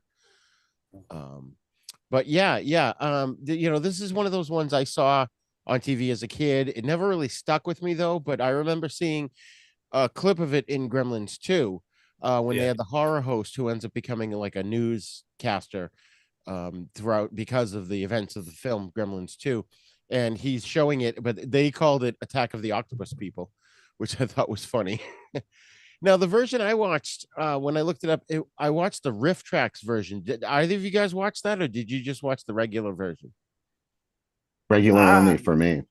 I actually, to be honest, I didn't get to watch this whole thing because I couldn't really find it anywhere. I tried to go on Pluto because you said that was where the Riff Tracks one was. Yeah. and I couldn't. It wouldn't. I don't know. I had problems with it. Wouldn't let me like download it or access it or get into it. It just kept saying you do not own this. You don't. You're not. You know. You don't have access to this app. And I was like, well, then let me fucking get it. It's like, but so That's so what I did was I went on YouTube and I watched every single video I could find that was related to Octoman. So I've seen like bits and like lots of chunks of it, but I never saw the whole thing all the way right, through. right. Yeah, So the riff track version was hilarious because it's like it's the guys from MST3K that were, I mean, making fun of the movie as you're watching it. So there were yeah, a lot of stuff like there were a lot of funny things like, oh, tentacles can actually stab people, and yeah. Apparently, Who knew? you know, but he didn't have 8 appendages unless you count the 2 tentacles sticking off the back of his legs. I know. I was looking at that too. Well, If, his legs were tentacle too. yeah. Yeah, but And then he had his arms, and then there was another arm under each arm, and then that would be there, 6. then down. Yeah, that's 6. And then, like Roger said, down the side back of his legs, there were these other 2 that's sprouted out, and so that makes He 8. But that was an odd design. he kept his best tentacle hidden. It was only for Tucked certain away. people got to see it. So He wanted Pierre and Jelly to see it. I didn't get a chance to look it up, but Bill, wasn't it Rob Bottin or some famous special effects guy designed the suit in this, right? Rick Rick Baker. Baker. Rick Yeah. Baker. Okay, yeah. Yeah. Bill actually mentioned that a minute ago, but I think you were reading something at the time. Oh, okay. And they only had the one suit. I was watching a video about it this morning. They only had the one suit. Apparently, they paid him like $1,000. No, he had $1,000 budget to make the suit, and he had like 3 weeks to do it or something. And he did a great job, but it was super super quick, and they said that it was made out of like foam. A lot of it was foam rubber, and when the guy was in the water, like there were a lot of scenes of him like waist deep in the water, that the suit would absorb all the water, and then the guy would start freezing, especially at night. So they had to try to keep him warm, and they had to dry the suit out every night, and it was apparently like a nightmare for him. And then when they shot during the day, he was boiling because it was like no ventilation in the suit. Oh my God. So that's crazy. I thought one of the funny lines that the riff track guys had was Bill Lugosi fought an octopus with more dignity than this. Yeah, I was gonna bring that up. It's another one of those limp tentacle Bela Lugosi octopus types. Move around, it'll look like it's attacking you, Yeah. Right. Well, this movie there's a really sad pall that hangs over this movie though too, about Piera Angeli, the female lead. And I don't know if you guys are familiar with her at all. She's an Italian. She was originally from Italy, and she was, pretty big, sort of like an it girl for a while. And she had a couple of, movies that she appeared in, and there were all these influential people in Hollywood who were interested in her because she's very beautiful. And she married Vic Damone. She was married to Vic Damone, and she was romantically linked to James Dean. But she was one of those actors. It happens to so many actors. There's a lot of promise and there's a lot of buzz about them, and then their career just goes because Hollywood is so fickle, and the people who are making those decisions behind the scenes are so fickle, and they're usually out to just use somebody up and throw them away. And that happened to Piera Angeli, as she sort of faded away. She was like 39, and she died of a barbiturate overdose, I think, in before this movie was finished. Yeah. They had to finish this movie without her because she overdosed. Right. So it's sad. It because we laugh about it and it's such a cheesy movie and everything, but I mean, she decided to take her life because she ended up acting in a movie like Octoman. So that really was not the direction that she saw her career going. So was that movie like the thing that the turning point where people started not like where she started becoming less and less of an it girl? Like, oh, she was in this piece of crap. What movie?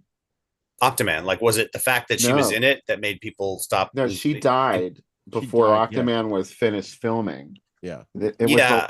it was the last thing that she ever appeared in, and before Oh. Octoman.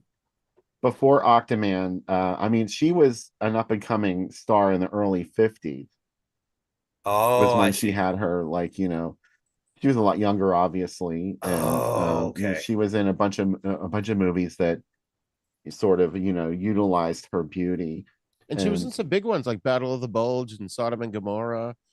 And, a lot of these, she worked with Paul Newman, but, you know, Oh, I get it. Okay. Her career was going downhill anyway, and then she was doing yeah, Octoman, which was so lame, and then she just got depressed about how her career had tanked and then died. Ah, okay. yeah. One thing on, I don't, who knows how true this is, but on IMDb it says, according to several people who knew her, she was terrified of turning 40 and died at the age of 39. Like I said a little bit, but That is really sad. yeah, I mean, otherwise though, this movie, it's stupid, but it was fun too, especially for me watching the Riff Tracks version. That kind of helped me get through it. Yeah, yeah. I That really was, liked the when you were saying earlier about have the that you said, oh, like wave the arms around, it looked like it's attacking you. yeah, That scene that's which is it's kind of a cool shot where they shoot looking up the hill at Octoman. Octoman like throws the body off the cliff and then yeah. flails his arms around to show how angry he is. Rah! uh, before Texas Chainsaw, yeah, and then a couple of two of the videos that I watched commented on that scene where they put the fire around him on the beach or whatever, yeah, and the guy says, "Oh, this will burn up all the oxygen around him," and it's like there's still going to be more oxygen. Like he's not in an enclosed space. Like what the hell are you talking about?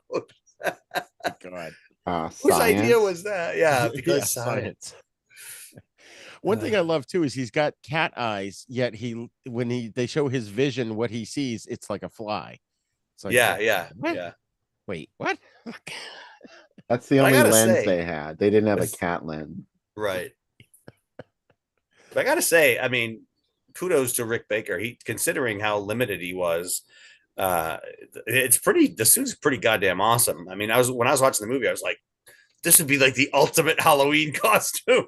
Yeah, it is like a Halloween costume. It doesn't Yeah, really do anything. You have to, like, yeah. just make it move yourself. But yeah, I think that it probably nobody can realistically make other than Ray Harryhausen, and Right. it came from beneath the sea. That Yeah. was actually pretty interesting, I think. But no one can really recreate a tentacle. And well, now you can with CGI. Who cares? Right. No one Yeah. had to Yeah, build that. right. But There the was one thing one of the. Oh, go ahead. I was gonna say the one thing about the female character that was cool is when she sort of let Octoman get her and pick her up and start carrying her away because I guess he had been trying to do that and then but she had a gun with her and then while he was carrying her she shot him in the gut and I thought Yeah. well, that was really clever, good for her. Like Yeah. Because I was thinking that we picked her up, and I'm like, "You have a gun. Why don't you just use it?" And then I yeah, thought, "Oh, she's gonna die." And then, sure enough, like you said, she pulled it out and right yeah, in the stomach. that was pretty smart. So yeah, this movie does have its merits. It's not as awful as some other ones that we could say, but I like it. um, Always surprises me with an older. Well, I guess it's not that old, but with a movie when I well 70 when I 71. because my roommate and I just watched High Noon. Oh, with Gary Cooper. Yeah, he had never seen it, and we were watching it, and I had forgotten there was a scene where the wife shoots one of the bad guys like through the window, That's like right. she sees him, Yeah. and I was just like, oh my god, Yeah. that's great, that she does that Do not forsake me, oh my darling. instead of her just being like cowering in the corner the whole time. She actually Yeah. Yeah. it's good. Yeah. I enjoyed this. I have to say it was I actually ended up watching it a couple times over only because I kept falling asleep through it. But um it's terrible, but it's fun. It's a fun late night movie, I think, especially if you get a chance to get on the Pluto TV app and watch the Riff Tracks version. Um How I don't long is the necessarily actual movie? Is it like an hour and a half hour or and a half, something like that. Yeah. okay? Well, in fact, on Riff Tracks, they actually did a short about it was they did a short before they did the film. It was like a McGruff the Crime Dog or something that they were spoofing, and then they did the movie. So it might even have been like an hour and 20. I don't know. Okay. I can look it up real quick, but I definitely think people should check it out, especially if you're, a horror completist or you love, sea creature monster movies. Or if you're on the fence, just go to YouTube and watch a couple of the videos about it. Because I watched like, several and they were talking about different aspects and showing different scenes and stuff. And I definitely got a strong flavor of what the movie is like to watch, even though I didn't sit through the whole hour and 20 minutes. Yeah, it's hour and 19, actually. And then if that intrigues you, then you can watch the whole thing. Yeah. Bill, final thoughts on Octoman? It's one of the better low budget lake monster movies that I can think of. It's kind of on the same level as Bill Urbain's Rana Legend of Shadow Lake, aka Croaked Frog Monster from Hell. You know, it's it it's not as good as Bog. I love Bog. Bog. It's Let's not get bogged down in the details. Then there's the Crater Lake Monster, which was a stop motion dinosaur, and Yes. that's possibly a little bit better than Octoman. Right. This came out around the time too, is what, Equinox, I think, right? Equinox. Yeah, They took several years to make that movie. the original Evil Dead. Yes, yeah, it was sort of a film that they took like every weekend for 3 years or something like that. Jack Harris put that out in 1970, so Octoman technically came a year after. But like I said, I don't think Octoman ever got a theatrical release, and I think it mainly just went to TV. Yeah. And why isn't it Octo-Man? Why is it Octa-Man? Octopus. Octopus. I don't know. Octo 8. Because I don't know. Octa-Man. Ask Rick What? Baker. Yes, true. All right, so real quick, I'm looking it up here. It looks like, according to IMDb, it was released in Mexico theatrically on November 3rd in 71, but it was released on TV in the US in November of 73. Interesting. And does it say how long of a run it had in Mexico? No, it doesn't give those details.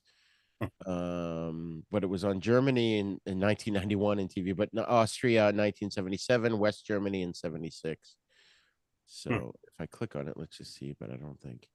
No, it's just. I think if I had seen it as a little kid, I would have loved it. Yeah, it's definitely a kids movie. Yeah. Because especially for our generation, we're so forgiving, We watch it was something all we it doesn't. had, Yeah. And it's funny, Bill, I'm working on trying to finish up these pages for your magazine, and one of the TV Guide listings I found was Captain America with Reb Brown, and I think I even write in it, it was all we had at the time. It's not great, but it was the Captain America that we had. Like we had nothing to compare it to. Yeah. What about our Spider-Man? That's what I was saying. Nicholas Hammond Spider-Man. So we're like awesome, but they suck, Yeah. It's like, I think Spider-Man on the Electric Company was more entertaining. How can you eat a hot dog when you have no mouth? It's like, even as a kid, I was like, well, he's got a mask on, for God's sakes. There is somebody under there. That's not the way. And he they never were born. spoke. I thought he couldn't speak because he had the mask over his face. Come out and go, yeah. Yeah. It was meant to make you read. Yes. Right. There you go. Like Easy Reader. What's his name? Oh my God, Morpheus from the Matrix. Lawrence Fishburne. Yeah, Lawrence Fishburne was Easy Reader on Electric Company, and he will never talk about that. Morgan Freeman was on Electric Company too. He was Dracula. Yep. He did a bunch of different roles. Dracula, yeah. That's the one that meant the most to me, was that he was Dracula. So funny. I watched a movie last night. I forget what it was now. But anyway, Lawrence Fishburne was in it, but it said Larry Fishburne in the credits. Right. I think for a while he was Larry, and then he Yeah. decided to become more sophisticated. Yeah, Go I remember that Lawrence. because I remember going, "Oh, when did he become Lawrence?" You know. Sir Lawrence, His thou shalt. agent set him straight about it. He's like, "You are Yes. Lawrence Oh Fishburne." my god.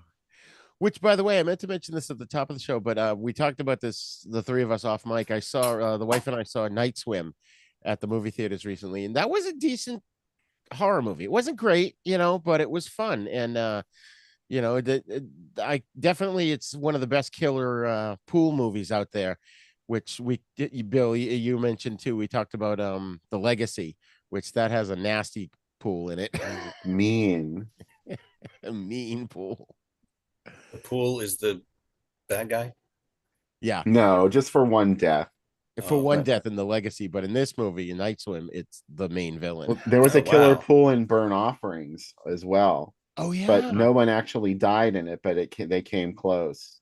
Where what's his name? Oliver Reed tried killing the son in it, right? Yeah. Yeah. Well, it turned into a wave pool all of a sudden, which helped. Right. He tried killing his son or the son. His son His Okay. son. in the movie. Yeah. He tried to kill the son in the pool. Like what? Whoa, what? What kind of surrealist movie was this? Oh my God. That's another one I saw at the drive-in. That, and I remember Deadly Blessing with Ernest Borgnine about the killer Amish people. And Killer Amish from the Hittite. Killer Amish people. Oh gosh. Sharon That- Stone is in it too. yes, yeah. I remember when we were teens, and I was like, "Yeah, what's that Sting song about the Russians loving their children or something?" You were so funny, Roger. Your takes on pop music were always so like wacky. Like Oh you'd my have a God, different interpretation of what they were saying or something. Like, yeah. There's a guy on Instagram, and I don't remember what his name is, but he'll be singing, and they'll have the subtitles of what he's singing, and he'll be singing a classic rock song or whatever, and it's completely wrong lyrics, but it's how we hear it. And I want to send him like a whole bunch, Yeah. like what's the Eagles song, after the poison sunlight has gone, and it's supposed to be Boys of Summer. Yeah. Yeah. And I want to send him that because that's what I always heard. Poison Sunlight. Wow. Poison Sunlight.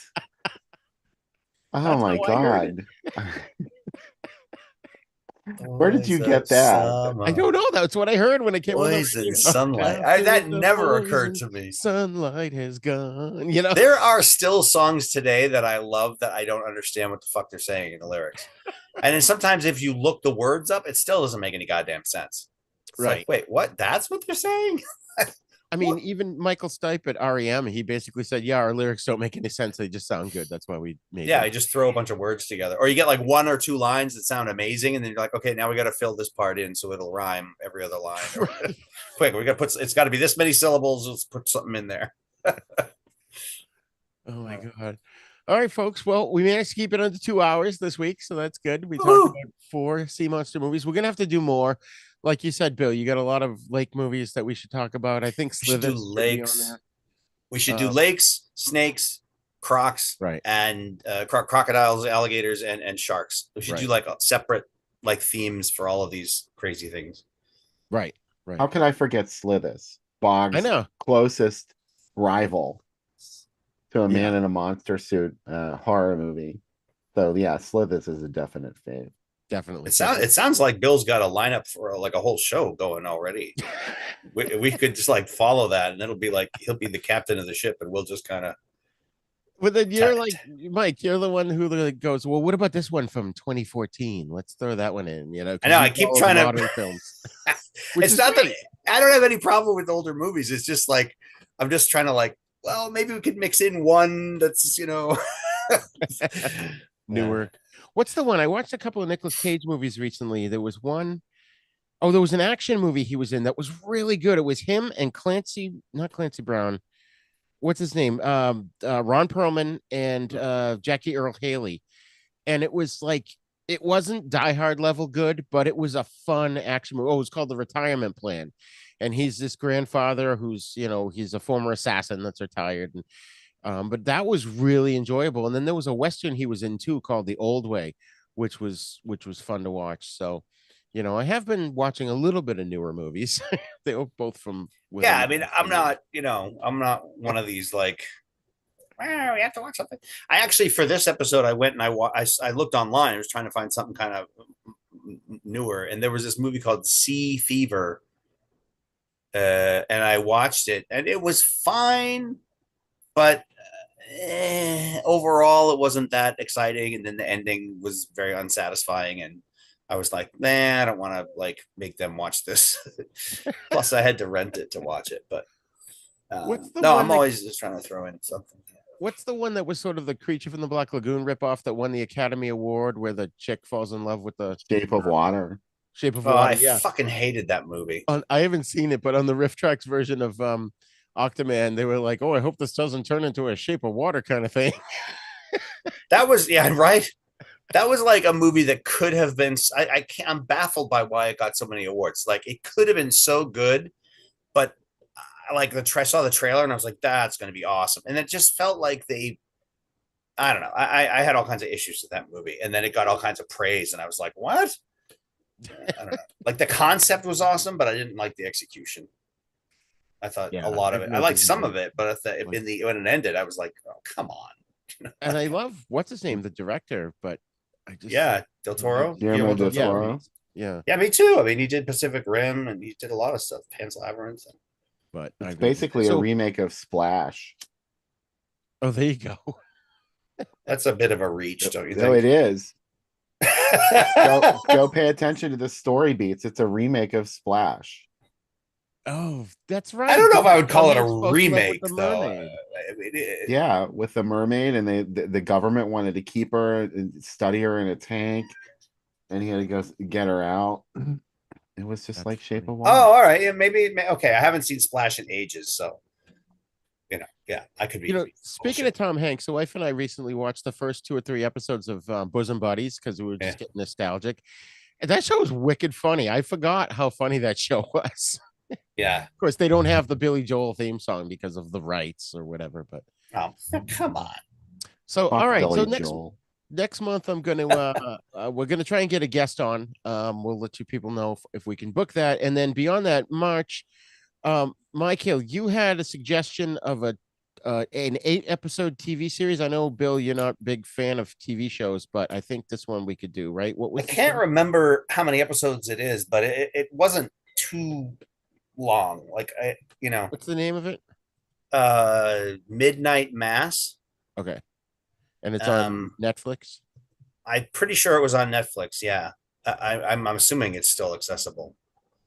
I'm looking it up while we speak. But It may have been 9. I don't think it was like really long, but maybe 9 episodes or. yeah, it's definitely on Netflix, and it's 7 episodes.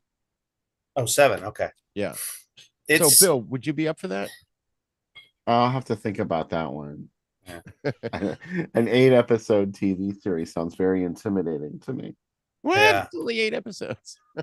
Just think of it as 4 movies, like we did. You'd have to get a head start on it, like it's watch one a week or something. The premise is an isolated island community experiences miraculous events and frightening omens after the arrival of a charismatic, mysterious young priest. It's got Katie Seagal. Oh no, Kate Siegel. Katie Seagal. Zach Gilford and Kristen Lemon. I don't know any of those, but I'm sure I've probably seen them before.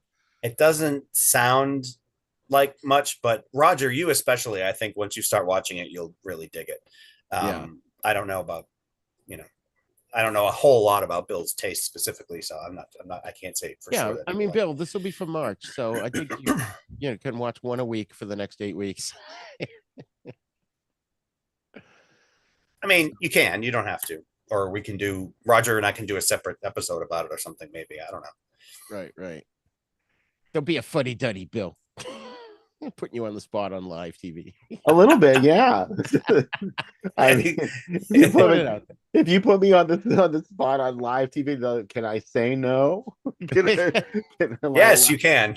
You can say buzz off and stop with the peer pressure, man. Well, you said no to the 5 episodes we did of Torchwood, so. Mm-hmm. Oh yeah.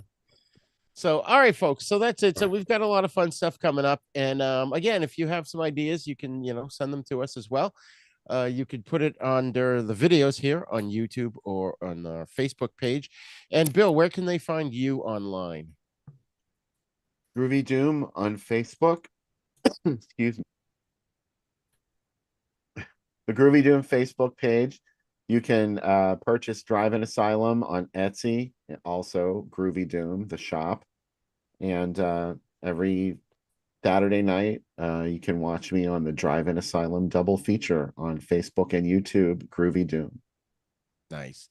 And you had some really good ones recently, right? What were some of the most recent ones that you did? On the show? Yeah. Well, last night we did a giallo called A Blade in the Dark that was directed by Lamberto Bava, who made Demons, and also that movie Devilfish, also on the Riff Tracks or MST3K or whatever. Is that the one with Lee Majors? No, that's Killer Fish with Oh. Lee Majors. Devilfish is a monster, a sharktopus. It's like a shark with tentacles on it. Well, it's very complicated. Anyway, that's what we did last night on the program. And Sorry. we also did a couple of weeks ago when we came back after our hiatus. We did Atom Age Vampire and Werewolf in a Girl's Dormitory. Oh yeah, with Two- Dean Stockwell. Yeah, with no, not Dean Stockwell. You're thinking of Werewolf of Washington. Right. Yeah. Werewolf in a Girl's Dormitory is an Italian movie from 1961, and it's sort of like a giallo-esque werewolf story. And it came out in the States in 1963 with that fabulous new title. The original title was Lycanthropus, which, it's exciting, but not as exciting as Werewolf in a Girl's Dormitory. Anyway, we did that one, and also Atom Age Vampire, which is sort of a loose remake of Eyes Without a Face. Again, another Italian film, beautifully shot. The original title was Sedek, the Son of the Devil, and it has nothing to do with vampirism, obviously, since it's a riff on Eyes Without a Face. Though there is a transformation into a monster that happens in it. It's sort of like a Jekyll and Hyde type story, not a vampire movie, but whatever. It's brilliant, and we love it. One of my favorite Italian horror films, Planet of the Vampires, which has nothing to do with vampires. Yeah. Oh my God, what a wonderful movie. Oh my God. Yeah, we're gonna have to cover that at some point. Have you done that on your show? No, we haven't done Planet of the Vampires yet. Oh, maybe Mike and I will guest star again on your show, and we'll talk about it then. We are all about Mario Bava on the program, and there's so many movies out there that we have yet to get to.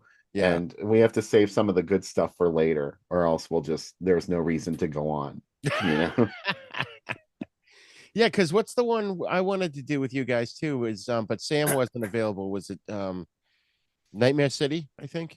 Yeah, I said we could never do that without Sam. He'd never forgive me. Yeah, because that's one of his faves. So we have yet to do Nightmare City. Nice. All right, folks. Well, thank you for joining us, and we'll be back again in February, just not sure when.